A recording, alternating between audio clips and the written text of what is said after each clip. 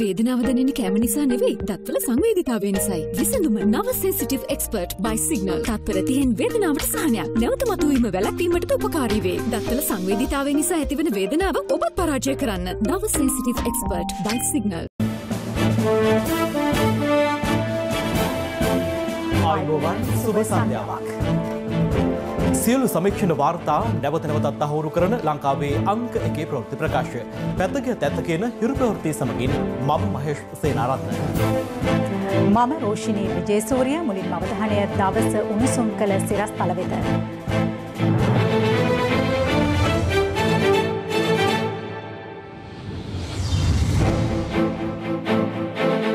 Brandix Covid පොකුර දහස පනී Welisara කම්හලනුත් ආසාදිතයෙක්. මීට කලින් පොකුරු වල තිබිච්ච වෛරස් ප්‍රමාණය තිබුණේ පහත් මට්ටමක. නමුත් මෙතනදී වෛරස් ප්‍රමාණය වැඩි. මේ වෛරල් ලෝඩ් එක වැඩි නම් කෙනෙකුගේ තවත් කෙනෙකුට පැතිරෙන්න පුළුවන් අවදානමත් වැඩි වෙනවා. ගම්පහ තවත් ප්‍රදේශ රැසකට ඇඳිරි නීතිය පැනවේ. පළාත් රැසක උපකාරක පන්ති තහනම්. උසස් පෙළ සහ ශිෂ්‍යත්ව විභාග කල් නොදමන බව රජය කියයි. ලබන වසර වන විට කොරෝනා එන්නතක් පිළිබඳ බලාපොරොත්තුවක්. හිටපු හමුදාපති ස්කයිප් තාක්ෂණය ඔස්සේ පාස්කු කොමිසමට සාක්ෂි දෙයි. පරස්පර සාක්ෂි දුන් ලතීෆ්ට නොතීසි. වෙන වෙනම චලනය වන තල තුනක් විටමින් E හා කුමාරිකා සහිත නිසා ඉතා සමීප හා සුසිනිදු රැවුල බෑමක්. ඔබත් අදම බිග් ෆ්ලෙක්ස් 3 සමග ප්‍රොෆෙෂනල් ෂේව් එකක් අත්විඳින්න. අද දිනය තුල බ්‍රැන්ඩික්ස් පොකුරෙන් තවත් COVID-19 ආසාදිතයින් 196 දෙනෙකු වාර්තා වුණා. ඒ අනුව මේ වන විට මිනුවන්ගොඩ බ්‍රැන්ඩික්ස් කොවිඩ් පොකුරෙන් වාර්තා වන සමස්ත ආසාදිතයින් සංඛ්‍යාව 1028ක්. ඒ අනුව එය මෙරටින් වාර්තා වූ විශාලතම කොවිඩ් පොකුර ලෙසයි වාර්තා වන්නේ. මේ අතර වැලිසර බ්‍රැන්ඩික්ස් ආයතනයේ සේවකයෙකුටත් COVID-19 වෛරසය ආසාදනය වී ඇති බව අද තහවුරු වුණා. දවසේ පුවත මිනුවන්ගොඩ බ්‍රැන්ඩික්ස් කර්මාන්ත ශාලාවේ සේවිකාවකට COVID-19 ආසාදනය වී ඇති බවට පසුගිය 3 වෙනිදා තහවුරු වීමත් සමගයි බ්‍රැන්ඩික්ස් කොවිඩ් පොකුර නිර්මාණය වුණේ. දින 3ක් ඇතුළත එම කොවිඩ් පොකුර ඉහළ ගියේ මෙරට විශාලතම කොවිඩ් පොකුර බවට පත්වෙමින්. මීට පෙර වාර්තා වූ විශාලතම කොවිඩ් පොකුර නාවික හමුදා කොවිඩ් පොකුර වූ අතර එහිදී වාර්තා වූයේ ආසාදිතයන් 906 දෙනෙක් පමණයි. ඒ අනුව බ්‍රැන්ඩික්ස් පොකුර නිර්මාණය වීමෙන් පසු එහි ආසාදිතයින් දිවයිනේ දිස්ත්‍රික්ක 14ක් වෙත පැතිර ගොස් තිබෙනවා. එම දිස්ත්‍රික්ක වන්නේ ගම්පහ, පුත්තලම, කුරුණෑගල, කෑගල්ල, මහනුවර, කළුතර, ගාල්ල, මාතර, රත්නපුර, බදුල්ල, මොනරාගල, අනුරාධපුර, පොළොන්නරුව සහ යාපනය යන දිස්ත්‍රික්කයි. සැප්තැම්බර් 20 වෙනිදා විතර ඉඳන් මේ ආයතනයේ සේවකයන් අතර ශ්වසන රෝග තත්ත්වයක් තිබුණයි කියලා වාර්තා වෙලා තියෙනවා. එහෙමනම් මේ කාන්තාව නෙවෙයි පළවෙනි රෝගියා අතර මැද කෙනෙක්. අපි මෙතනදී දකින දේ තමයි මීට කලින් හමු වෙච්ච පොකුරු වල PCR පරීක්ෂණ කරනකොට ඔවුන්ගේ තිබිච්ච වෛරස් ප්‍රමාණය තිබුණේ පහත් මට්ටමක. නමුත් මෙතනදී අපිට ලැබෙන රෝගීන්ගේ වෛරස් ප්‍රමාණය වැඩි. ඒක කාරණා දෙකක් නිසා වෙන්න පුළුවන්. එකක් තමයි අලුත් රෝගීන් මේගොල්ලෝ. අනිත් එක තමයි වෛරස් එකේ බිහේවියර් එකේ වෙනසක් නිසා මේගොල්ලන්ගේ වෛරසය බොහොම වැඩි ප්‍රමාණයක් ශරීරයේ තියෙනවා වෙන්න පුළුවන්. ඒ තියෙන තත්ත්වයේ තියෙන වැදගත්කම තමයි මේ වෛරල් ලෝඩ් එක වැඩි නම් කෙනෙකුගේ තවත් කෙනෙකුට පැතිරෙන්න පුළුවන් අවදානමත් වැඩි වෙනවා. දැන් බලමු ආස්ථාවසයි අපි ජීවිතේ ප්‍රමාණයි මේ තත්ත්වය ආකාරයෙන් නමුත් ඒ පෞද්ගලික අනිසාමාජික ධර්මික රෝගේ ප්‍රතිලෝධ නැහැ. මේ රෝගේ මුල් අවස්ථාව නම් දැන් ඒගොල්ලෝ ආසාදනය වෙලා ඉන්න පුළුවන් වෛරසය තාම පෙන්වන්නේ නැහැ. තව සුමානකින් නැත්නම් දවස් 10කින් ඒගොල්ලෝ ආසාදනය වෙලායි කියලා තව PCR පරීක්ෂණයක් කළොත් දැනගන්න පුළුවන් වේවි. සමහරවිට ආසාදනය නොවි තියෙන්න පුළුවන්. එහෙම තමයි මේ රෝග. මේ අතර COVID-19 ආසාදිත බවට ප්‍රථමයෙන් හඳුනාගත් ඇඟලුම් සේවිකාව හිරු ප්‍රවෘත්ති වෙත අදහස් පළ කළා. මෙහෙම දෙයක් කියලා දැනන් හිටියේ නෑ මම. ඊට කලින් ෆැක්ටරියේ ගොඩක් ළමයිට මේ හෙම්බිරිස්සාවක් ඇස්ස තිබ්බා. කලන්ත දාලා ළමයි වැටුණා. මම සපේ අමාරුව හැදිලා ගේ හින්දා දෙය බේරුවා වගේ මං හිතන්නේ කට්ටියවම බේරන්න නැත්තේ. නැත්තම් මේක ලංකාව පුරාම පැතිරලා යනවා. හින්දා ආපාස කරලා තිබ්බ මුල් දවස් ටිකේම කොරෝනා කියලා දැනගත්ත ගමන් ඇත්තට මේ ගැන මම ගොඩක් දුක් වෙනවා. ඒ කියන්නේ ඉස්සලාම උණ හැදිච්ච ලෙඩා මම නෙවෙයි. මේ ඊට කලින් උණ හැදිලා ගොඩක් කට්ටිය හිටියා. මමත් මාසෙම වැඩට ගිහිල්ලා අන්තිම දවසේ තමයි මටත් මේ දේ වුනේ. නිරෝධායනයට ලක්වෙමින් සිටින ඇගේ සැමියාද හිරු ප්‍රවෘත්ති වෙත අදහස් පළ කළා. දැන් මම බැලුවා වෛද්‍යවරු කතා කරලා කියනවා මගේ නෝනාට කලින් 20 වෙනිදා වෙද්දී මෙම ආයතනයේ මෙම රෝගේ තිබිලා තියෙනවා. දැන්වත් මේ ආයතනයේ හරි විදියට පරීක්ෂණයක් කළා තවත් මේ විස බීජය තියන්න පුළුවන්. ජනාධිපතිතුමනි මේ සම්බන්ධව අපිට සාධාරණයක් ඉෂ්ට ගන්න. අපි ඉන්නේ කුලී නිවාසයක අපිට අද අපේ කුලී නිවාසෙවත් ඉන්න බැරි තත්ත්වයක් අපිට උදා කරලා තියෙනවා. මේ අතර අද දහවල් පොලිසිය නිවේදනය කළේ මිනුවන්ගොඩ බ්‍රැන්ඩික්ස් ආයතනයේ සේවය කරන නිවාඩු ලබා දැනට නිවෙස් වෙත ගොස් නවාතැන් වෙත පැමිණ සිටින අයට විශේෂ ස්ථාන කිහිපයකට පැමිණෙන ලෙසයි. ආයතනයේ සේවය කරන සේවක සේවිකාවන්ට කරන විශේෂ නිබඳනයයි. ඔබ මේ ප්‍රදේශයේ පදිංචි සිටින්නේ නම් ඔබ නිරෝධාන ක්‍රියාවලිය සඳහා යාමට සූදානම්ද? සිටින ලෙසට ඔබට මතක් කිරීමක් කරනවා. යනුව පොලිස් ඇඳිරි නීතිය පනවා ඇති ප්‍රදේශවල විශේෂ ස්ථාන 14ක් පොලිසිය නිවේදනය කළා. එම නිවේදනය අනුව ජනතාව එම ස්ථාන වෙත පැමිණ සිටියේ මෙලෙසින්. බ්‍රැන්ඩික්ස් ආයතනයේ සේවය කළ සේවිකාවන්ට මිනුවන්ගොඩ බ්‍රැන්ඩික්ස් ආයතනයේ ඉදිරිපිටට පැමිණෙන ලෙස දැනුම් දී තිබුණා. මේ ලෙස පැමිණි කාන්තාවක් අප වාර්තාකරු සමග පළ කළ අදහස්. ඉරිදා උදේ කියනකම් අපි දන්නේ නැහැ මොකවත්. දැන් ඔයාට පොසිටිව් කිව්වද? ඔව් දැන් අද උදේ පාන්දර තමයි වැලිසර එච්.ආර් එකෙන් කතා කරලා පොසිටිව් කියලා. ඊට පස්සේ පුවා එක්කන් යන්නේ ඔයාලා ලෑස්ති පිටින් ඉන්නේ. ඔව් දැන් මෙතනට ආවේ ඇයි? මේ එලම්ස් කරගෙන ගියා බ්‍රැන්ඩිස් එකේ වැඩ කරපු සේවකයන් ඉන්නේ කියලා ඒකයි ආවේ. පයින් ඇවිත්. ඔව් ආවේ. මහජන සෞඛ්‍ය පරීක්ෂක ඔයගොල්ලෝ ගැන බැලුවේ නැද්ද? දැන් පොලිසියෙන් ගෙදරට එලපුවා ගෙදරට වෙලා ඉන්නේ. එයි එක්කන් යන්නේ. දැන් මෙහෙම කියනකොට ඉතින් අපි ගෙදරට වෙලා හිටියම ඉතින් මෙයාලා කියනවා නැන්සරේ. අපි කිසිම සහයෝගයක් දුන්නේ නැහැ කියලා. රාගම ශික්ෂණ රෝහලේ ප්‍රතිකාර ලැබමින් සිටි 62 හැවිරිදි COVID-19 ආසාදිතයෙකු රෝහලෙන් පැන ගොස් තිබුණා. පොලිසිය ඔහුගේ ඡායාරූපයක් මාධ්‍ය වෙත නිකුත් කළා. කෙසේ වෙතත් අද පස්වරුවේ ඔහු යලි රෝහල්ගත වූ බවයි පොලිස් මාධ්‍ය ප්‍රකාශක කාර්යාලය පැවසුවේ. මේ අතර රාගම රෝහලේ ප්‍රතිකාර ලැබමින් සිටි මිනුවන්ගොඩ ප්‍රදේශයේ පදිංචි කාන්තාවක් මීට දින කිහිපයකට පෙර රෝහලෙන් පිටව ගොස් ඇති අතර පසුව ඇය සම්බන්ධයෙන් සිදු කරන ලද PCR පරීක්ෂණයකින් අනාවරණ වී ඇත්තේ ඇයට COVID-19 ආසාදනය වී ඇති බවටයි. මේ අතර ඇතැම් පුද්ගලයන් COVID රෝග තත්ත්වයන් පිළිබඳ වසන් කරන බවට තොරතුරු ලැබී ඇතැයි පොලිස් මුලස්ථානයේ පවසනවා. පොලිසිය නිවේදනය කරන්නේ COVID රෝග තත්ත්වයන් පිළිබඳ තොරතුරු වසන් කරන එවැනි පුද්ගලයන්ට එරෙහිව දැඩි නීතිමය පියවර ගන්නා බවයි. COVID-19 ආසාදනය වූ බවට තහවුරු වූ පසු ප්‍රතිකාර මධ්‍යස්ථාන වෙත යොමු කිරීම සඳහා නිවෙස් වෙතටම ගිලන් රථ සේවා ලබා දීමට පියවර ගෙන ඇති නමුත් ඇතැමුන් එම අවස්ථාවන් ප්‍රතික්ෂේප කරන බවට වාර්තා වන්නේ යයිද සෞඛ්‍ය අමාත්‍යාංශය පවසනවා. එවන් පසුබිමක බ්‍රැන්ඩික්ස් ආයතනයේ මානව සම්පත් කළමනාකරණාංශයේ රැකියාවේ නියුතු COVID ආසාදිත පුද්ගලයෙකු සිය Facebook ගිණුම හරහා තමා ගමන් කළ ප්‍රදේශ සහ ආශ්‍රිතයින් කවුරුන්ද යන්න දැනුවත් කර තිබෙනවා. ඒ අනුව පසුගිය සතියන්තයේ ඔහු ගාල්ල ප්‍රදේශය සහ කහව ප්‍රදේශය සංචාරය කර පසුව බටපොළ කිරිමැටිය ප්‍රදේශයේ බිරිඳගේ නිවසට පැමිණි බව දක්වා තිබෙනවා. බටපොළ විහාරස්ථානයේ පැවැත් වූ බෝධි පූජා පින්කමකටද සහභාගී වී ඇතීම පුද්ගලයා නැවත අම්බලන්ගොඩ කඩවත අධිවේගී මාර්ගය හරහා කඩවත නගරයට පැමිණි බව සිය Facebook ගිණුම හරහා දක්වා තිබෙනවා. ඒ අනුව බටපොළ විහාරස්ථානයේ භික්ෂුන් වහන්සේ දෙනමක් සහ ඔහුගේ ආශ්‍රිතයන් ස්වයං නිරෝධායනයට යොමු කිරීමට සෞඛ්‍ය බලධාරීන් පියවර ගත්තා. මෙතර ගම්පහ දිස්ත්‍රික් මහරෝහලේ සේවය කරන වෛද්‍යවරයෙකුටද COVID-19 වෛරසය වැළඳී ඇති බව අනාවරණ වුණා. රෝහල ආරංචි මාර්ග සඳහන් කළ අදාළ වෛද්‍යවරයාට වෛරසය ආසාදනය වී ඇත්තේ රෝහල තුලින් නොවන බවයි. මිනුවන්ගොඩ බ්‍රැන්ඩික්ස් ඇඟලුම් කම්හලේ සේවය කරන තැනැත්තෙකු ඔහුගේ පෞද්ගලික බෙහෙත් ශාලාවකට ප්‍රතිකාර ලබා ගැනීමට පැමිණ ඇති බවටයි සැක කෙරෙන්නේ. විශේෂයෙන් අපි ජනතාවගෙන් ඉල්ලනවා තමන්ට රෝග ලක්ෂණ තියෙනවා නම් ඒ වගේම තමන්ට යම් සැකයක් තියෙනවා නම් කරුණාකර වගකීම් සහගතව හැසිරෙන්න ඇවිදගෙන එන්න එපා. කෙලින්ම බාහිර රෝගී අංශයට දැනුම් දීමක් කරන්න කලින් තමන් මේ රෝග ලක්ෂණ සහිත වෙනවයි කියන එක. එතකොට ඒ හරහා වෛද්‍ය කාර්යමණ්ඩල අනාරක්ෂිත බවට පත්වීම අපිට වළක්ව ගන්න පුළුවන්. එහෙම නැති වුණොත් දැන් අපිට නාගොඩ රෝහලේ වුණා වගේ, ගම්පහ රෝහලේ වුණා වගේ, එහෙම නැත්නම් හොරණ දැන් සිද්ධ වෙලා තියෙන විදිහට සෞඛ්‍ය කාර්යමණ්ඩලේ ලොකු ප්‍රමාණයක් අපි නිරෝධායනය කරන්න උනොත් එහෙම එකපාර රෝහල් වලට රෝගීන් එනකොට වෛද්‍යවරු සහ කාර්යමණ්ඩලේ නැති වෙන්න පුළුවන්. ඊටාම් භයානක තත්ත්වයක්. ඒ හරහා මරණ සංඛ්‍යාව වැඩි වෙන්න පුළුවන්. 30 වෙනිදා තමයි සාම්පල් එක අරන් තියෙන්නේ පළවෙනි රෝගියාගේ. ඒත් 3 වෙනිදා තමයි ප්‍රතිඵල ආවේ. කරන පරීක්ෂණ ගන්නටත් වඩා අපිට තියෙන ප්‍රශ්නේ තමයි ප්‍රතිඵල එන්න යන පමාව. දැන් ඊයේ ගත සාම්පල් වල ප්‍රතිඵල අඩුම ගානේ අද උදේ වෙනකොට ලැබෙන්නේ නැත්නම් එතන ප්‍රශ්නයක් තියෙනවා. අපිට තොරතුරක් ආවම ගුවන් තොටුපොළ පිරිසුදු කරන්නියක් පොසිටිව් වෙලා තියෙනවා. ඔය වගේක් ආපු ගමන් අපි මූලාශ්‍රය හොයාගෙන ගිහිල්ලා අපේ තත්ත්වය අපි හොයාගෙන ඉවරයි මේ වෙනකොට. පසුව දැනගන්න පුළුවන් මේක ඇත්තටම පොසිටිව්ද නැද්ද කියන එක ඉදිරියේදී. නමුත් ඔය කියන කාන්තාව සම්බන්ධයෙන් ගත්තම ඔව් ඒ කාන්තාව මේ ආයතනයේ සේවිකාවන් ඉන්න නේවාසිකාගාරයට ගිහිල්ලා තිබෙන බවයි වාර්තා වෙන්නේ. ඒ හිටපු කාන්තාවන් අතරින් කීප දෙනෙක්ට කොවිඩ් ආසාදනය වී ඇති බවටත් වාර්තා වෙනවා. ඉතින් බොහෝ දුරට මෙයට දෙවෙනි රවුන්ඩ් එකේදී සමහරට පොසිටිව් වෙන්න පුළුවන්.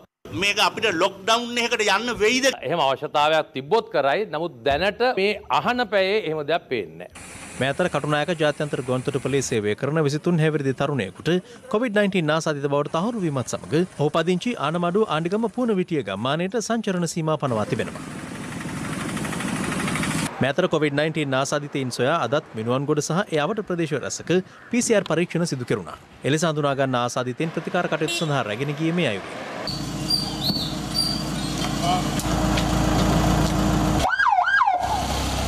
COVID-19 ආසාදිත මිනුවන්ගොඩ බ්‍රැන්ඩික්ස් කර්මාන්තශාලාවේ සේවය කරන කඳාන උස්වත්ත සහ හපුගොඩ ප්‍රදේශයන්වල කාන්තාවන් දෙදෙනෙකු හා කපුවත්ත ප්‍රදේශයේ පුද්ගලයෙකු අදාළුවම රෝහල්ගත කිරීමට මහජන සෞඛ්‍ය පරීක්ෂකවරුන් කටයුතු කළා. රෝගීන්ගෙන් 12කට ආසන්න සංඛ්‍යාවක් ජායල සෞඛ්‍ය නිලධාරී කාර්යාල බල ප්‍රදේශයෙන් හම්බෙලා තිනවා. මේ වාර්තා වෙන රෝගීන් ඊයේ දවසේ ඉඳලා වහාම රෝහල්ගත කරන්න අපි කටයුතු කළා. අනිකුත් සම්බන්ධිත ආශ්‍රිතයන් සියලු දෙනාවම අපි නිරෝධායනය කරන්න කටයුතු කළා. කොළඹ මහනගර සභාවේ සේවිකාවකට COVID-19 වැළඳී ඇති බවට තහවුරු වීමත් සමග අද එහි සේවය කරන 530 දෙනෙකුට අධික පිරිසකට PCR පරීක්ෂණ සිදු කළා.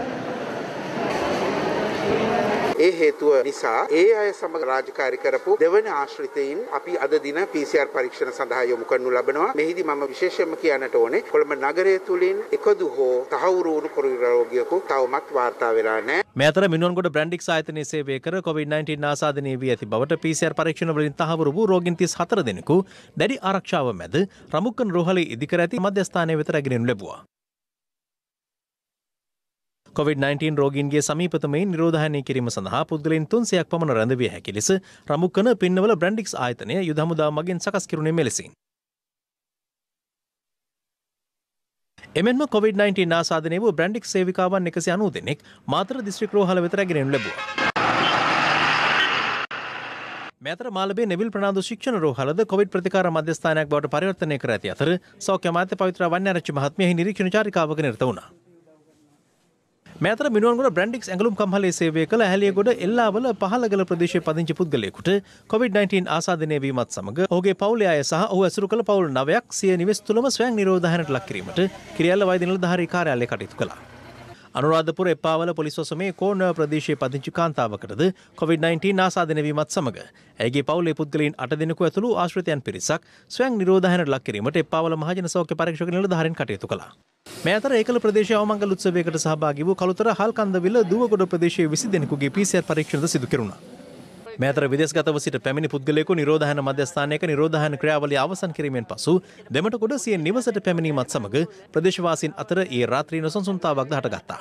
අපිට මේ මිනිස්සු ගහලා එළියට දාන්න වෙනවා. අන්න ඒකනේ. එතන රෝගියෙක් ඉන්නවද කොහොමද? නෑ රෝගියෙක් නෑ.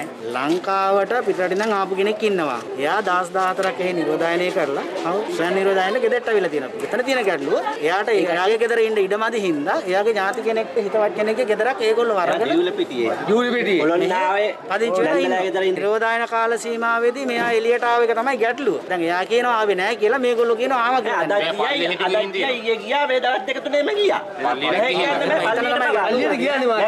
COVID-19 වෛරසය යලි හිස සොවා ඇති මෙම අවස්ථාවේ ජනතාව නිසි සෞඛ්‍ය ක්‍රමවේද අනුගමනය කරන්නේ දැයි අප සොයා බැලීමක් කළා. පිටකන අර යන්න බෑ නේද? යා බැලුවා මත මිනිස්සු නගිනවා මොනවා කරන්නද?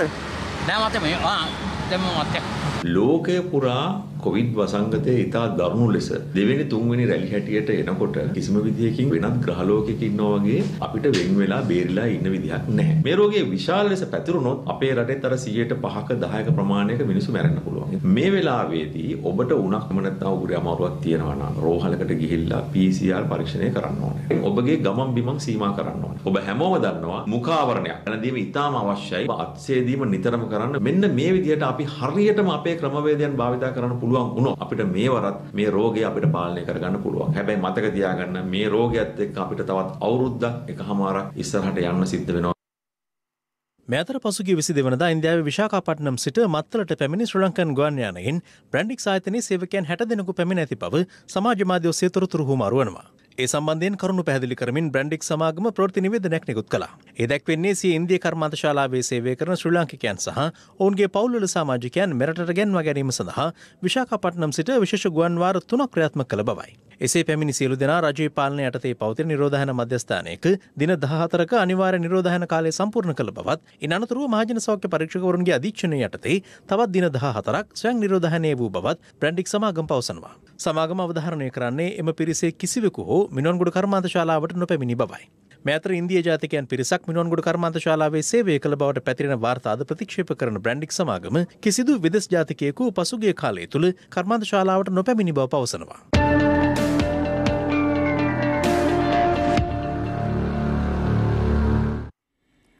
වහාම ක්‍රියාත්මක වන පරිදි සීදුව පොලිස් බල ප්‍රදේශයටද අද පස්වරුවේ නිරෝධායන ඇදිරි නීතිය පනවනු ලැබුවා. මේ අතර ගම්පහ දිස්ත්‍රික්කයේ පොලිස් බල ප්‍රදේශ 17ක් සඳහා පනවා ඇති ඇදිරි නීතිය තවදුරටත් ක්‍රියාත්මකයි.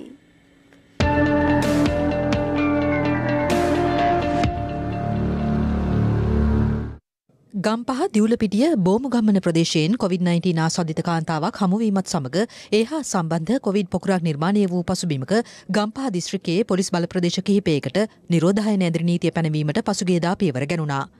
මේ අතර ගම්පහ පොලිස් කොට්ටාසය වෙතද නැවත දැනුම් දෙනතුරු නිරෝධායන ඇදිරි නීතිය පනවන බව පොලිස් මූලස්ථානය අද පෙරවරුවේ නිවේදනය කළා. ඒ අනුව නිරෝධායන ඇදිරි නීතිය ක්‍රියාත්මක වන පොලිස් බල ප්‍රදේශ වන්නේ ගම්පහ, කිරිඳිවල, දොම්පේ, පූගොඩ, ගණේමුල්ල, වීරඟුල, වැලිවේරිය, මල්වතු හිරිපිටිය, නිට්ටම්.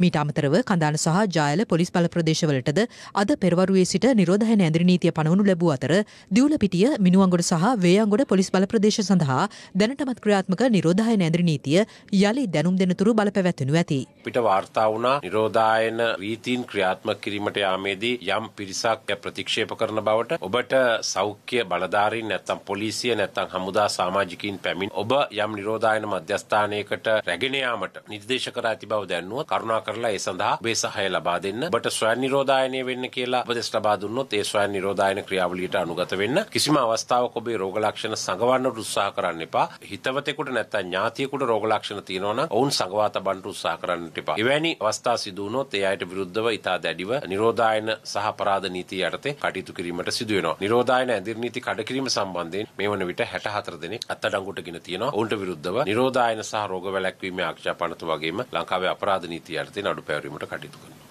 මේ අතර දකුණ, මධ්‍යම, නැගෙනහිර, වයඹ, උතුරු මැද සහ ඌව පළාත්වල අතිරේක පන්ති පැවැත්වීම తాවකාලිකව අත්හිටුවීමට පළාත් ආණ්ඩුකාරවරුන් තීරණය කර තිබෙනවා. ඊයේ සෞඛ්‍ය සේවා අධ්‍යක්ෂ ජනරාල්තුමා නිවේදනයක් නිකුත් කළා. සැලසුම් කර තිබිච්ච සියලුම රැස්වීම්, සම්මන්ත්‍රණ, සංගීත සංදර්ශන, වෙනත් එන්ටර්ටේන්මන්ට්ස් වැඩ සියලුම දේවල් නැවැත්විය යුතුයි. අවමගුල් උත්සවයක්, දැන්ටමත් සංවිධානය කරපු මගුල් උත්සවයක් වගේ දෙයක් කරන්න පුළුවන්. සෞඛ්‍ය පුරුදු පිළිපදමින් තමයි කරන්න ඕනේ. ඊ දෙනෙක් එනවද කියන එක තීරණය කිරීම ප්‍රදේශයේ සෞඛ්‍ය වෛද්‍ය නිලධාරී සහ මහජන සෞඛ්‍ය පරීක්ෂකවරුන්ගේ උදව්වෙන් ස්ථානය අනුව තීරණය කරන්න ඕන. උද්ගතව ඇති තත්ත්වය හමුවේ වේයන්ගොඩ විශේෂ ආර්ථික මධ්‍යස්ථානයේ කටයුතුද අද සිට తాවකාලිකව අත්හිටුවීමට පියවරගෙන තිබෙනවා. මේ අතර ඇදිරි නීතිය බලපැවැත්වෙන ප්‍රදේශවල අදාළ දිනයන්ට නියමිත නඩු කටයුතු සඳහා වෙනත් දිනයක් ලබා දීමට පියවරගෙන ඇති බව අධිකරණ සේවා කොමිෂන් සභාව අදාළ අධිකරණ වෙත දැනුම් දී තිබෙනවා. ඒ අනුව එම නව දිනයන් අධිකරණ පරිශ්‍රවල දැන්වීම් පූර්වවල ප්‍රදර්ශනය කෙරෙනු ඇති. මේ අතර කොවිඩ් තත්ත්වය හමුවේ හදිසි අනතුරු සායනික ප්‍රතිකාර සහ අත්‍යවශ්‍ය සේවාවන් සඳහා පමණක් ජාතික අක්ෂි රෝහල වෙත පැමිණෙන ලෙසයි එම රෝහල් බලධාරීන් ඉල්ලා සිටින්නේ. නිවේදනයක් නිකුත් කරමින් එහි අධ්‍යක්ෂවරයා සඳහන් කළේ විකල්පයක් වශයෙන් රෝගීන්ට ආසන්නතම රජයේ රෝහලේ අක්ෂි සායනය සඳහා යොමු විය හැකි බවයි. විශේෂ අක්ෂි ප්‍රතිකාර අවශ්‍ය රෝගීන් අදාළ අක්ෂි ශල්‍ය වෛද්‍යවරයාගෙන් යොමු කිරීම් ලිපියක් සමග ජාතික අක්ෂි රෝහල වෙත පැමිණිය යුතු වනවා. වයස අවුරුදු 14ට අඩු දරුවන් අනවශ්‍ය ලෙස රෝහල වෙත රැගෙනීමෙන් වළකින ලෙසද අක්ෂි රෝහල ඉල්ලා සිටිනවා. මේ අතර පුද්ගලයන් ලියාපදිංචි කිරීමේ දෙපාර්තමේන්තුවේ ප්‍රධාන කාර්යාලය සහ සියලුම පළාත් කාර්යාල අද, හෙට සහ අනිද්දා තෙදින මහජන සේවාවන් සඳහා විවෘත කෙරෙන්නේ නැහැ. එම දෙපාර්තමේන්තුව සඳහන් කළේ අපොස උසස් පෙළ විභාගය ඇතුළු හදිසි ජාතික හැඳුනුම්පත් සඳහා අදාළ ප්‍රාදේශීය ලේකම් කාර්යාලයේ පුද්ගලයන් ලියාපදිංචි කිරීමේ ඒකකය හෝ 0115 226යි 150 දුරකථන අංකයට හෝ 0115 226යි 115 දුරකථන අංකය ඇමතීමෙන් දැනුවත් විය හැකි බවයි. එමෙන්ම අද සිට සිකුරාදා තෙක් ආගමන හා විගමන දෙපාර්තමේන්තුවේ ප්‍රධාන කාර්යාලය සහ ප්‍රාදේශීය කාර්යාල වෙත මහජනතාව පැමිණීම తాවකාලිකව අත්හිටුවන බව එම දෙපාර්තමේන්තුවද නිවේදනය කළා. අද සිට සිකුරාදා තෙක් මොටර රථ ප්‍රවාහන දෙපාර්තමේන්තුවේ නාරහෙම්පිට කාර්යාලය සහ වේරහැර කාර්යාලයද මහජනතාව සඳහා විවෘත වන්නේ නැහැ.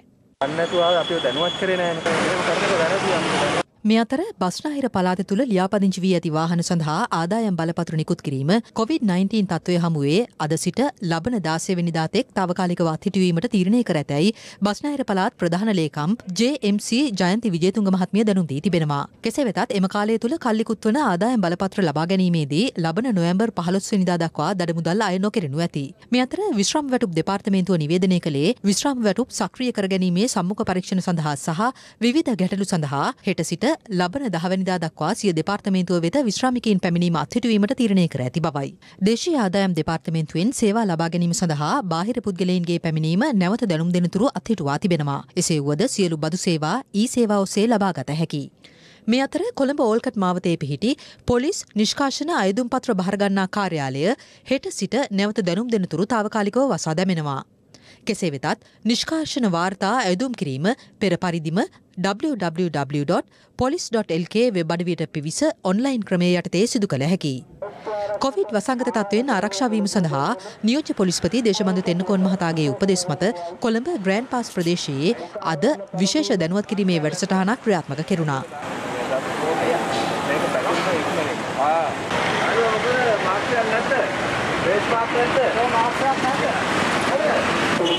කලබල වෙන්න එපා හීරෝක දාගන්න. දාලා මොනවද මාක්ස් එකක් දාගන්න. මාක්ස් එකේ පැටි ගන්න පස්සේ ගන්න. අවුද කොන්දොස්තර මාත්‍යවද?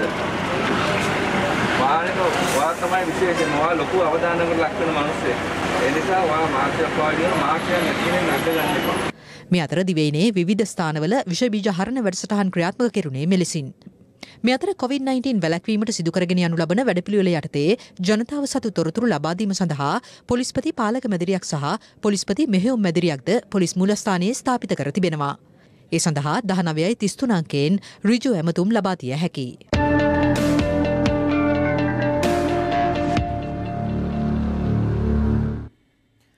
අපොස උසස් පෙළ විභාගය සහ පහ ශ්‍රේණිය ශිෂ්‍යත්ව විභාගය සැලසුම් කර පරිදිම නියමිත දිනවලම පැවැත්වීමට රජය තීරණය කර තිබෙනවා. ඒ අනුව ශිෂ්‍යත්ව විභාගය ලබන 11 වෙනි ඉරිදා පැවැත්වෙන අතර උසස් පෙළ විභාගය ලබන 12 වන සඳුදා ආරම්භ වීමට නියමිතයි.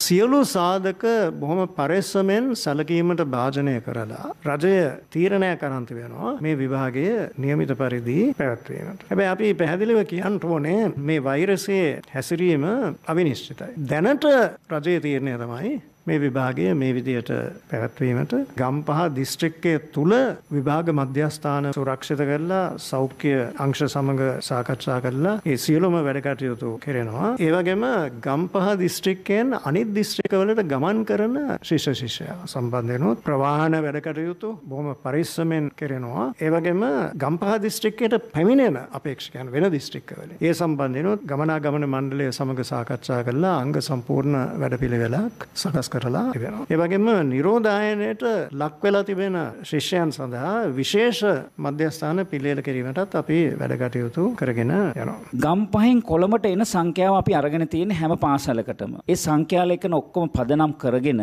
මේ දරුවා මෙතෙන්ට අරගෙන එනවද නැත්නම් ගම්පහම තියනවද කියන එක. නමුත් අපිත් විභාග වලට ගිහිල්ලා තියෙනවනේ. එතකොට මේ තත්ත්වය අතරේ අපි විභාග මධ්‍යස්ථානයේ වෙනස් කරොත් පොඩි කැළඹීමක් ඇති වෙනවනේ. ඒ නිසා අපි කල්පනා කරේ ඒ මධ්‍යස්ථානයේම ඒ පුරුදු විදිහටම තියන්න. ළමයා කොහෙන්ද ආවේ? මොන විදිහටද විභාග මධ්‍යස්ථානයට එන්නේ? පහුගිය දවස්වල ගෙදර වාතාවරණය මොකද තිබුණේ? උණ රෝගයට බෙහෙතක් ගත්තද? ඒ විදිහට අපි පෝරමයක් හදලා අපි මේක දානවා අපේ අධ්‍යාපන අමාත්‍යාංශයේ වෙබ් අඩවියට. දාලා අපි මේක පුරවන්න කියනවා මේ අපොස උසස් පෙළ අපේක්ෂකයන්ට ශිෂ්‍යත්ව දරුවන්ට. යම් හේකින් ඉදිරි දවස් ගාන තුල මේ තත්ත්වය වෙනස් වුණොත් අපි කියමු උදාහරණයක් විදිහට දිවුලපිටියේ ඥානසාර විභාග මධ්‍යස්ථානයේ අසල ඉන්න දරුවෙක් කියලා කියමුකෝ. එයා මේක පුරවනවා. පෙරවට පස්සේ මේකෙන් අපිට පොඩි අදහසක් ගන්න පුළුවන් ඉදිරි දවස් ටිකේ මොන හරි වෙනසක් වෙනවද කියන එක. එතකොට අපි නැවත මේ අනුව ගිහිල්ලා විභාග මධ්‍යස්ථාන මට්ටමින් තොරතුරු තියෙනවා. එනිසා ඔබ සීල දෙනාගෙම මම ඉල්ලා සිටින්නේ අනියත බියක් ඇති කරන්න එපා. ගම්පහ දිස්ත්‍රික්කයේ රෝදායනයේ වෙලා සිටින පවුල් වල ඉන්න ළමයිට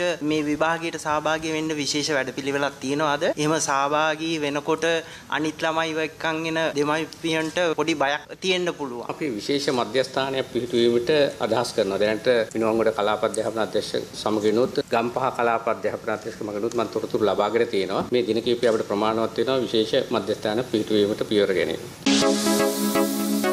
දවසේ පුවත මේ අතර වෛද්‍ය පරීක්ෂණ ආයතනයේ හිටපු අධ්‍යක්ෂ ජයරුවන් බණ්ඩාර මහතා එම දුරෙන් ඉවත් කිරීම සම්බන්ධයෙන් සහ සෞඛ්‍ය දෙපාර්තමේන්තුවේ ක්‍රියාපිළිවෙත සම්බන්ධයෙන් රට රකින්න ජනහඬ සංවිධානය අදහස් පළ කළා. සෞඛ්‍ය දෙපාර්තමේන්තුවේ ඇතම් බඩදාරින් වැඩ කරන පුද්ගලයන්ට කැමති නැහැ. වැඩ කරන පුද්ගලයන් ඉදිරියට ආවොත් වැඩ නොකරන නැත්වන්ගේ නිර්වත ප්‍රදර්ශනය වෙනවා. ජනාධිපතිතුමනි මේක සෞඛ්‍ය දෙපාර්තමේන්තුවක් බවට පත් වෙලා තිබෙනවා. සමහර අය ඉන්නවා පුටුරක් කරනවා විතරයි. ඇතම් වෛද්‍යවරුන්ට පරිපාලනයත් බෑ වෙදකමත් බෑ. අද සෞඛ්‍ය සේවා අධ්‍යක්ෂකවරයෙක් නැහැ. සෞඛ්‍ය සේවා අධ්‍යක්ෂක දැනතුරට සුදුසුකම් පුද්ගලයා පැත්තකට දාලා අවම සුදුසුකමක් තියෙන කෙනෙක් තමයි අද වැඩ බලන්නත් දාලා තිබෙන්නේ. ඇයි වැඩ කරන පුද්ගලයන්ට තැන දෙන්න බැරි. COVID-19 සම්බන්ධයෙන් තීන්දුව తీරන ගනු ලබන්නේ සෞඛ්‍ය අංශ නිලධාරීන්ගේ උපදෙස් අනුව බව සෞඛ්‍ය අමාත්‍ය පවිත්‍රා වන්‍යරච්චි මහත්මිය සඳහන් කළා. ඒ අද පාර්ලිමේන්තුවේදී විපක්ෂ නායක සජිත් ප්‍රේමදාස මහතා නැගූ ප්‍රශ්නයකට පිළිතුරු ලබා දෙමින්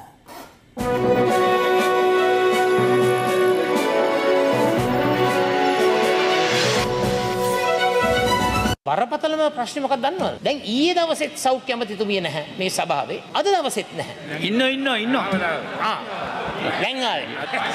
මහමැතිවරණ සමයේ කිව්වා කොවිඩ් ඉවරයි. සම්පූර්ණයෙන්ම විසඳලා තියෙන්නේ. අපිට දැනගන්නට තිබෙනවා චෙක් කරන්න නැතුව ඉන්දියානු ජාතිකේ හෝ ජාතිකින් කණ්ඩායමක් මේ කර්මාන්ත ශාලාවට ඇවිල්ලා මේ දේ සිදු වුණයි කිය. කරුණාකරලා හෙළිදරව් කරන්න. අපි උපරිම සහයෝගය ලබා දෙන්න. ඊයේ මගේ පියාගේ වාර්ෂික දානමය පින්කම තිබුණා. ඒ නිසා මට පාර්ලිමේන්තුවට එන්නට බැරිවීම ගැන මම සමාවෙලා හිටිනවා. අපි කියන්නට ඕනේ රජයක් විදිහට සෞඛ්‍ය අංශයේ ලබා දෙන උපදෙස් අනුව තමයි COVID-19 රෝගය මර්ධනය කරන්න අවශ්‍ය තීන්දුව తీරන ගැනීම. විපක්ෂ නායකතුමා මේ කොරෝනා පිළිබඳ හොඳ අධ්‍යයනයක් කරලා තියෙනවා. විශේෂ දැනුමක් එතුමාට තියෙනවා. එතුමා පසුගියදා කොරෝනා හැදිච්ච වෙලාවෙත් ප්ලැකනිල් කියන ඖෂධය භාවිතා කරන්නයි කියලා එතුමා වෛද්‍යවරුගේ උපදෙස් මත දුන්නා. එතුමාගේ වෛද්‍ය උපදෙස් පොදක් සැලකිල්ලට ගත්තොත් හොඳයි මේකෙදි. මොකද ඒක පාවිච්චි කරාට පස්සේ මොනවද උනේ කියන එකත් අපි දන්නවා. හරි බොහොම ස්තුතියි. මම ඒක ඉදිරිපත් කරේ සුදුසු නම් එය ක්‍රියාත්මක කරන්න. විපක්ෂ නායකතුමා අනවශ්‍ය විවාදය අපි උතරින් නතර කරමු. තවමත් ගම්පහ දිස්ත්‍රික්කයට ඇදිරි නීතිය නොදීම තුලින් මේ අවදානම් තත්ත්වය තවත් වැඩි වෙනවා. හරිම ලේසි මොනු රටටම ඇදිරි නීතිය දාලා රටම වහලා තියෙන එක. නමුත් මේ රෝගීන්ගේ සොයා ගැනීමත් සමග තමයි සෞඛ්‍ය අංශයේ නිර්දේශ මත අපි ඇදිරි නීතිය දාන රජයක් වශයෙන් තීන්දුව කරන්නේ. විපක්ෂ නායකතුමාට අවශ්‍ය උත්තරය ලබා දුන්නා. හැබැයි මෙය දේශපාලන වශයෙන් වාසි ලබා ගැනීමට කටයුතු කිරීම ගැන මම කැමති නෑ ගරු කතානායකතුමනි. රෝගීන් හමුවන ආකාරය අනුව තමයි අපි ඇදිරි නීතිය දාන්නේ. මේ රටේ කොරෝනා විසඳලා තිබුණේ ඇත්ත. විසඳලා කියන පාතේ හිටියා. අපි ඒකට ස්තුති කරමුකෝ පළවෙනියෙන්ම. එහෙමනම් නිරෝධායනයකින් තොරව ඉන්දියානු ජාතකයින් ගුවන් තොටුපළ හරහා ගත්තේ කාගේ ආරක්ෂක බලපෑමක් මතද? ඒ හර්ෂා බේවික්‍රම හරි කවුරු හරි කියන කෙනෙක් මේ බ්‍රැන්ඩික්ස් කර්මාන්තයේ ප්‍රධාන ආරක්ෂක නිලධාරියා. ඔහු තමයි මැදිහත් වෙලා අරගත්තේ කියන ආරංචි තියෙනවා. ඒක පැමිණිලි කරන්න. ඔබතුමියගෙන් දැනගන්න කැමති එකක් රෝගීන් සංගවීම, දෙවැනි එක රාගම ශික්ෂණ රෝහණෙන් රෝගියෙක් පැනලා ගියා. රජයක් විදියට අපි කිසිම විදියකට තොරතුරු සැඟවීමක් කරලා නැහැ. බ්‍රැන්ඩික්ස් ආයතනය තමයි ලංකාවේ වැඩිම අපිට අපනයන ආදායමක් ලංකාවට අරන් එන්නේ. එක අවස්ථාවක කිව්වා හිටපු ගුවන් හමුදා වේ ප්‍රධානිය හර්ෂ අබේවික්‍රම බ්‍රැන්ඩික්ස් ආයතනයේ දැන් වැඩ කරනවා. එතුමා විසින් මත්තල ගුවන් තොටුපළෙන් ක්වොරන්ටයින් කරන්නේ නැතුව ඉන්දියානු කට්ටියක් අරන් ආවා කියලා. ඒක ලොකු චෝදනාවක්. ඒ නිසා මේ පිළිබඳව ආරක්ෂක අංශ විසින් තහවුරු කිරීමක් කරොත් හොඳයි. ආයතනයක් නම් කළා එහෙම චෝදනාවක් කළේ නැහැ. ඊටම වගකීමෙන් යුතුව ප්‍රකාශ කරනවා මේ ආයතනයේ පිළිබඳව අබමල් රේණුවකින්වත් ඒ ආයතනයට හෝ ඒ ආයතනයේ කාර්යභාරයට හානි වන ලෙස රජයේවත් හමුදාපතිතුමාවත් ආරක්ෂකාංශවත් කිසිම දිනක කිසිම ප්‍රකාශයක් කරලා නැහැ. ඒ ප්‍රකාශය පළවෙනි වතාවට කළේ විපක්ෂයේ ඉන්න മന്ത്രിවරයෙක් තමයි මේ ආයතනයේ නම හානි සියලු දේ නැකිట్లా කළේ. තමුන්නාන්සේලා වගකීමෙන් හැසිරෙන්න, ආණ්ඩුව හැසිරෙන්නේ වගකීමෙන්. 2015 ඉඳලා 2019 දක්වා කාලය තුල පොලිස් මූල්‍ය අපරාධ විමර්ශන කොට්ටාසයට පැමිණිලි ඉදිරිපත් කිරීම සඳහා අග්‍රාමාත්‍ය කාර්යාලය යටතේ දූෂණ විරෝධී ලේකම් කාර්යාලය නැත්නම් කමිටුව නමින් හෝ ඒ හා සමාන වෙනත් නමකින් කමිටුවක් ස්ථාපනය කර තිබුණේද? එහි සමාජික ඔවුන්ට රජය මගින් යම් වැටුපක් දීමනාවක් හෝ වෙන යම් වරප්‍රසාදයක් ලබා දී තිබුණේද? එසේ දී තිබුණු වැටුප් දීමනා හා වරප්‍රසාද කවරේද? වංචා දූෂණ විමර්ශන සඳහා ඒකකයක් ස්ථාපිත කිරීම යනුවෙන් එවකට සිටි අග්‍රාමාත්‍ය රනිල් වික්‍රමසිංහ මැතිතුමා ආ පසුගිය කාලයේ සිදු වී ඇති මහා පරිමාණ දූෂණ සොයා බැලීම යනුවෙන් එවකට සිටි විදුලි බල බලශක්ති අමාත්‍යවරයා වූ පාටලී චම්පික රණවක මැතිතුමා විසින් අමාත්‍ය මණ්ඩලය වෙත ඉදිරිපත් කරන ලද අමාත්‍ය මණ්ඩල සංදේශයන්ට අදාළව 2015 ජනවාරි මාස 21 වෙනි දින අමාත්‍ය මණ්ඩල රැස්වීමේදී ගනු ලැබූ තීරණයට අනුව දූෂණ විරෝධී කමිටුවක් ස්ථාපිත කොට ඇත. 2015 පෙබරවාරි මාස සිට 2017 ජූනි මාස දක්වා කාර්ය මණ්ඩලයේ වැටුප් දීමනා අනිකුත් වියදම් සඳහා රුපියල් මිලියන 33.71ක් පමණ මුදලක් අග්‍රාමාත්‍ය කාර්යාලය විසින් ගෙවා ඇත. පහුගිය යහපාලන රජයේ යටතේ විරුද්ධවාදීන් දඩයම් කිරීමට ස්ථාපනය කරන ලද දූෂණ විරෝධී කමිටුව යටතේ පිහිටුවන ලද මේ ලේකම් කාර්යාලයේ උපදේශකයෙකු වශයෙන් සේවය කොට මුදල් ලබාගෙන ඇති නීතිපති දෙපාර්තමේන්තුවේ නියෝජ්‍ය සොලිසිටර් ජෙනරාල් වශයෙන් සේවය කරන මේ තුසිත් මුදලිගේ මහතාගේ ක්‍රියාකලාපයේ පිළිබඳව අපිට තියෙනවා සදාචාරාත්මක ප්‍රශ්නයක් කියලා මම කියන්න ඕනේ. නීති ආයතනයක කටයුතු කරන කෙනෙක් තවත් නීති ආයතනයක කටයුතු කරමින් දෙපැත්තකින් මුදල් දරන තත්ත්වයක් මට මේකේ නිරූපණය වෙනවා. මම අහන්න කැමති දූෂණ විරෝධී ලේකම් කාර්යාලයේදී ඔහු නඩු තෝරනවා, ඒ වගේම නඩු පවරන්න විත්තිකරුවෝ යෝජනා කරනවා, මේ විදිහට නඩු දාන්න උපදෙස් ලබා දෙනවා. නීතිපතිතුමාගේ අභිචෝදකයා නැත්නම් පැමිණිලිකාරයා විදිහට අනිත් පැත්තෙන් අධිකරණය පෙනී ඉන්නවා. කරු බැසිල් රාජපක්ෂ මැතිතුමාට එරෙහි නඩුව, ඒ වගේම දුමින්ද සිල්වා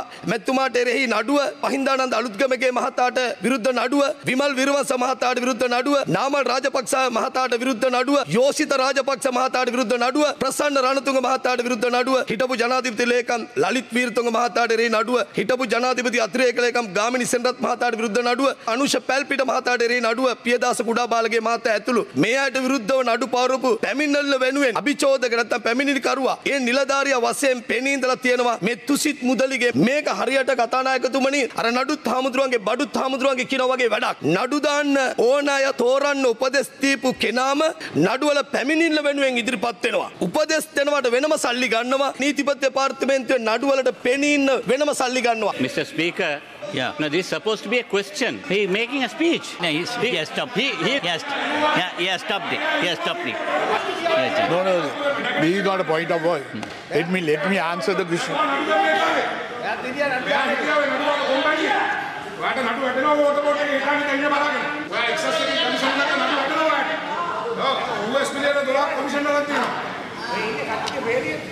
මේ සම්බන්ධයෙන් අධිකරණ අමාත්‍යවරයාට නීතිපතිතුමාට දන්වා යොමු කරනවා. COVID-19 වෛරසය සඳහා එන්නතක් මේ වසර අවසානය වන විට හඳුන්වා දිය හැකි බව ලෝක සෞඛ්‍ය සංවිධානය පවසනවා. මේ අතර ලෝපුරා වාර්තා වන සමස්ත COVID-19 ආසාදිත සංඛ්‍යාව 3 කෝටි 60 ලක්ෂය ඉක්මවා ගියා. COVID-19 වෛරස ව්‍යාප්තියත් සමග රට වෙනුවෙන් හිරු සහන යාත්‍රා ක්‍රියාන්විතය රට පුරා දියත් කෙරුණේ සරණක් අවැසි අපේම මිනිසුන්ට පිහිටක් වෙමින් සහ වෛරස ව්‍යාප්තිය පාලනය කිරීමේ වැඩපිළිවෙලට නොමසුරු දායකත්වයක් ලබා දෙමින්. ඊට සමගාමීව හිරු ටීවී සහ ශ්‍රී ලංකා රතුකුරුස සංගමයේ එක්ව අද රුපියල් ලක්ෂ 15ක පමණ වටිනාකමකින් යුත් ආරක්ෂක ඇඳුම් කට්ටල සහ මුව ආවරණ ආරක්ෂක අංශ වෙත බෙදා දීම සිදු කළා. රට වෙනුවෙන් හිරු සහන යාත්‍රා ක්‍රියාන්විතය. අපේ රට විවිධ ආපදාවන් වලට මුහුණ දුන් අවස්ථාවලදී රටේ ජනතාව වෙනුවෙන් පෙරමුණ ගන්නා හිරු COVID-19 වෛරසය රට තුළ ව්‍යාප්ත වීමත් සමග රටේ ප්‍රමුඛ අවශ්‍යතාවයන් වෙනුවෙන් මෙවරත් පෙරමුණ ගැනීමට කටයුතු කළා. ඒ අනුව කොවිඩ් මර්ධන ක්‍රියාන්විතවල නිරත ආරක්ෂකාංශ සමාජිකයන් වෙනුවෙන් රුපියල් ලක්ෂ 15ක් පමණ වටිනා ආරක්ෂක ඇඳුම් කට්ටල සහ මුව ආවරණ තොගයක් බෙදා දීම අද සිදු කෙරුණේ පුනරුත්ථාපන කොමසාරිස් ජෙනරාල් කාර්යාලයේදී. ශ්‍රී ලංකා රතුකරුස සම්විධානයත් හිරු මාධ්‍ය ජාලයත් එක්ව මේ කොරෝනා වසංගතය මැඩලීම සඳහා විශාල කාර්යභාරයක් දිගින් දිගටම කරගෙන ගියා. මේ අවස්ථාවේ ආරක්ෂක අංශයේ ජීවිත අවදානම නොතකා විශාල සේවාවක් රට පුරා කරගෙන යනවා. ඒකට සහයෝගයක් හැටියට තමයි හිරු මාධ්‍ය ජාලයත් ශ්‍රී ලංකා රතුකරුස සමාජයත් එකතු වෙලා අද මේ උපකරණ කට්ටලය පරිත්‍යාගය සිදු කරන්නේ. රට වෙනුවෙන් හිරු සහන යාත්‍රා ක්‍රියාන්විතය.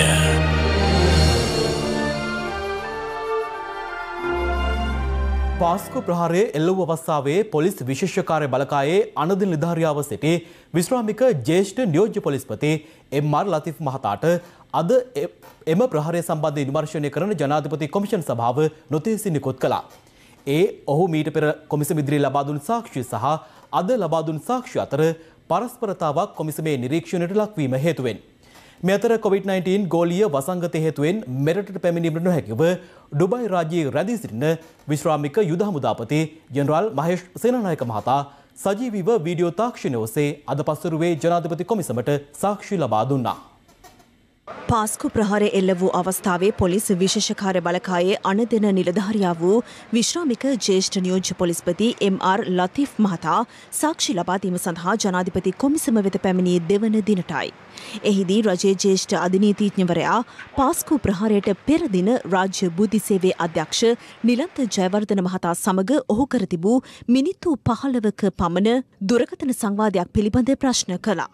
පානමුණේ යතුරු පැදි පිපිරීම සම්බන්ධයෙන් නිලන්ත ජයවර්ධන මහත්මයා මගෙන් කරුණු විමසීමක් කරලා තිබ්බා. මම 20 හවස කතා කරලා නිලන්තට කිව්වා මේක ප්‍රභූ කණ්ඩායමක් හෝ මහජනයා විශාල වශයෙන් ගැවසෙන ස්ථානයක් ඉලක්ක කර ප්‍රහාරයක් එල්ල කිරීමට කරලද පෙර පුහුණුවක් කියලා. අදාළ දුරකථන සංවාදයේදී එම අවස්ථාව වන විටත් නිලන්ත ජයවර්ධන මහතාට ලැබී තිබුණු ප්‍රහාරයක් එල්ලවන බවට වූ තොරතුරු පිළිබඳ ඔබව දැනුවත් කළාද? නැහැ ස්වාමීනි, දැනුවත් කළේ නැහැ. මට මේක දැනුම් දුන්නා නම් ප්‍රහාරය වැළැක්වීම සඳහා විශාල පියවරක් ගන්න තිබුණා. මේක නිශ්චිත තොරතුරක්. ත්‍රස්තවාදය මර්ධනය පිළිබඳ STF එක දන්න උපක්‍රමශීලී ක්‍රියාමාර්ග ගන්න තිබ්බා. නමුත් අප්‍රේල් 9 වෙනිදා පොලිස්පතිගෙන් පළමු විදේශ බුද්ධි තොරතුරු ලැබුණට පස්සේ අප්‍රේල් 21 ප්‍රහාරය එල්ල වෙනකම්ම මට කිසිම තොරතුරක් ලැබී තිබුණේ නැහැ. 21න් පස්සෙවත් නිලන්ත ජයවර්ධන මහත්තයාගෙන් ඇහුවේ නැද්ද ඇයි මේ තොරතුර ඔබට ලබා නොදුන්නේ කියලා? නැහැ. මම නිලන්තගෙන් ඇහුවේ නැහැ. ඒත් 21 හවස ඉන්දියානු තානාපති කාර්යාලයේ පොලිස් නිලධාරියෙක් ප්‍රහාරයට පෙර දිනේ ලබා දී තිබූ නිශ්චිත බුද්ධි තොරතුර මට පෙන්නුවා. මට ඒ වෙලාවේ ඒ තොරතුර මට නොලැබීම ගැන ලොකු කනගාටුවක් ඇති වුණා. පස්සේ 22 උදේ ජාතික ආරක්ෂක කවුන්සිලේ රැස්වීමට මම ගියා. එතනදී ප්‍රහාරය සම්බන්ධයෙන් සැක කරන අන්තවාදීන් 98 දෙනෙකුගේ නාම ලේඛනයක් ඉදිරිපත් වුණා. රැස්වීම අවසානයේ මම නිලන්තකින් ඇහුවා ඇයි මේ තොරතුර ගැන STF එක දැනුවත් නොකළ කියලා. නිලන්ත මට කිව්වා සාක්ෂි තිබුණේ නැහැ. ඒකයි මම දැනුවත් නොකළ කියලා. මම අනිත් පැත්තට කිව්වා සාක්ෂි නොතිබුණාට තිබුණ දත්ත වලින් මේ සිද්ධිය වළක්වා ගන්න සෑහෙන දෙයක් අපට කරන්න තිබුණා කියලා. මම මෙවුවා කියද්දී නිලන්ත කිසිවක් නොකිය නිහඬව සිටියා. මට ඒ නිහඬතාවයෙන් හැඟුණා නිලන්තගේ අතින් ප්‍රබල අතපසුවීමක් වෙලා තියෙනවා කියලා. මට ඒක එයාගේ අංගචලන වලින්ම තේරුම් ගියා. 2017 වර්ෂයේ අලියාර් මන්සන්දියේ ගැටුමෙන් පසු නැගෙනහිර පළාතේ සිටි පොලිස් විශේෂ කාර්ය බලකා බුද්ධ්‍යංශය විසින් සහරන් ඇතුළු අන්තවාදීන් කණ්ඩායම පිළිබඳ විමර්ශන සිදු කළේ නැද්ද?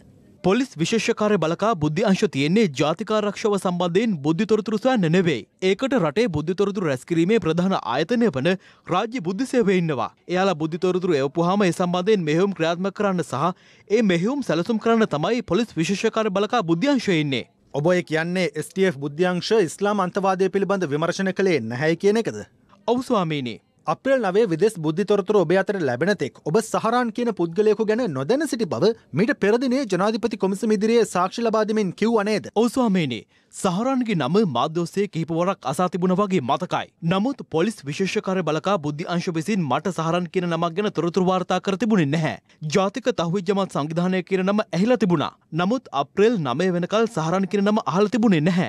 ජාතික තහ්වීද් ජමාත් කියන නම අසා තිබූ ඔබ සහරාන් යන නම අසා නොතිබුණ බවට විශ්වාසද? ලතිෆ් මහතා එවර කියා සිටියේ 2018 වර්ෂයේ තෙල්දෙනිය සිදුවීමෙන් පසු සහරාන් යන පුද්ගලයෙකු පිළිබඳ දැනුවත්ව සිටි බවයි. එසේනම් පාස්කු ඉරුදින ත්‍රස්ත ප්‍රහාරයට පෙර ඔබ රාජකාරී මට්ටමින් සහරාන් ගැන නොදැන සිටියායයි මීට පෙර කොමිසම හමුවේ ලබා දුන් සාක්ෂිය වැරදි නේද? එම ප්‍රශ්නය හමුවේ සුළු මොහොතක් නිහඬ වූ ලතිෆ් මහතා තමන් සහරාන් පිළිබඳ දැන සිටියද ඔහු ත්‍රස්තවාදියෙක් යැයි නොදැන සිටි බව සඳහන් කළා. ලතිෆ් මහතාගෙන් අද කළ සාක්ෂි විමසීම අවසානයේ ජනාධිපති කොමිසමේ සභාපති විනිසුරුවරයා සඳහන් කළේ අද සාක්ෂිකරු සාක්ෂි ලබා දුන් ආකාරය පිළිබඳ සලකා බලා ඔහුට කොමිෂන් සභා පනතේ 16 වන වගන්තිය යටතේ නොතීසි නිකුත් කිරීමට නියම කරන බවයි. ඒ අනුව මින් ඉදිරියට ජනාධිපති කොමිසම සාක්ෂි විමසන අවස්ථාවේ නීතිඥවරයෙකු සමග කොමිසම හමුවේ පෙනී සිටින ලෙසටද ජනාධිපති කොමිසම ලතිෆ් මහතාට දැනුම් දුන්නා. මේ අතර පාස්කු ප්‍රහාරය එල්ල වූ අවස්ථාවේ මෙරට යුද හමුදාපතිවරයාව සිටි විශ්‍රාමික ජෙනරාල් මහේෂ් සේනානායක මහතාගෙන් ජනාධිපති කොමිසම අද සාක්ෂි විමසීමට නියමිතව තිබුණු අතර ඔහු සාක්ෂි විමසීම සඳහා සම්බන්ධ වූයේ සජීවී වීඩියෝ තාක්ෂණය ඔස්සේ එක්සත් අරාබි එමිරාජ්‍යයේ සිටයි. මහේෂ් සේනානායක මහතා ඩුබාහි පිහිටි අල්ලාතා නගරයේ ලැවෙන්ඩ හොටෙල් අපාර්ට්මන්ට් කාම්ප්‍ර අංක 117 සිට එරට වේලාවෙන් අද දහවල් 12:41ට එනම් මෙරට වේලාවෙන් පසරු 2:50ට පමණ ජනාධිපති කොමිසම ඉදිරියේ සාක්ෂි ලබා දීමට සජීවීව සම්බන්ධ වුණා.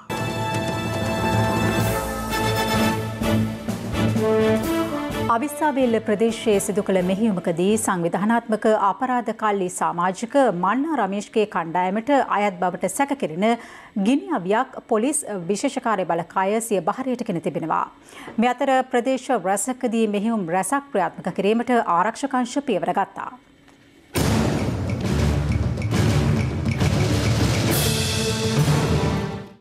පොලිස් විශේෂකාර්ය බලකාය අවිස්සාවේල්ල කුඩගම ප්‍රදේශයේදී පතලක් ආශ්‍රිතව සිදු කළ මෙහෙයුමකදී සංවිධානාත්මක අපරාධ කල්ලි සමාජික මන්න රමේෂ්ගේ කණ්ඩායමට අයත් බවට සැකකෙරෙන T56 ගිනියවියක් සහ මැගසිනයක් සොයාගෙන තිබෙනවා. මේ අතර හෙරොයින් සමග කාන්තාවක් ඇතුළු 6 දෙනෙකු පොලිසිය විසින් අත්අඩංගුවට ගනු ලැබුවේ මාතර වැලිවිටිය ප්‍රදේශයේදී. රුපියල් ලක්ෂ 70ක් වටිනා කේරළ ගංජා කිලෝග්‍රෑම් 40ක් සමග සැකකරුවන් දෙදෙනෙකු මට්ටක්කුලිය ප්‍රදේශයේදී අත්අඩංගුවට ගෙන ඇති අතර ඔවුන් මට්ටක්කුලිය ප්‍රදේශයේ පදිංචි අවුරුදු 22 සහ 24 වන වයස් කාණ්ඩවල පසුවනන් බව පොලිසිය පැවසුවා. අවිස්සාවේල්ල රුවන්වැල්ල ප්‍රදේශයේ වනලැහැබක සඟවා තිබූ නොම්බර් 12 වර්ගයේ ගිනියවියක් සහ ජීව පතරුම් 3ක් සහ ඩෙටනේටර් 11ක් සමග වෙඩි බෙහෙත් තොගයක් තංගල්ල පොලිස් විශේෂකාර්ය බලකාය නිලධාරීන් ඊයේ පසුරුවේ අත්අඩංගුවට ගෙන තිබෙනවා. කිරිල්ලවල ඉන්ධන පිරුම්හලක් අසලදී සැකකටයුතු ත්‍රිවිධ රථයක් පරීක්ෂා කිරීමේදී යුද හමුදාවෙන් පලා ආබවට සැකකරන පුද්ගලයෙකු පොලිස් අත්අඩංගුවට ගෙන ඇති අතර එහි තිබී ජීවුණ්ඩ කිහිපයක් යුද හමුදා කැලෑ ඇඳුම් කට්ටල දෙකක් සමග කොරියාවේ නිෂ්පාදිත ව්‍යාජ ගිනියවියක් ඇතුළුව තවත් ආයුධ කිහිපයක්ද පොලිස් බාරයට ගෙන තිබෙනවා. සැකකරු නිට්ටඹුව ප්‍රදේශයේ පදිංචි 23 හැවිරිදි පුද්ගලයෙක්. හුංගම පොලිසියට ලද තොරතුරක් මත කහඳගම ප්‍රදේශයේ හෝටලයක් පවත්වාගෙන ගිය පුද්ගලයෙකු නීති විරෝධී ගිනියවියක් සහ ජීවුණ්ඩ කිහිපයක් සමග අද අත්අඩංගුවට ගත්තා.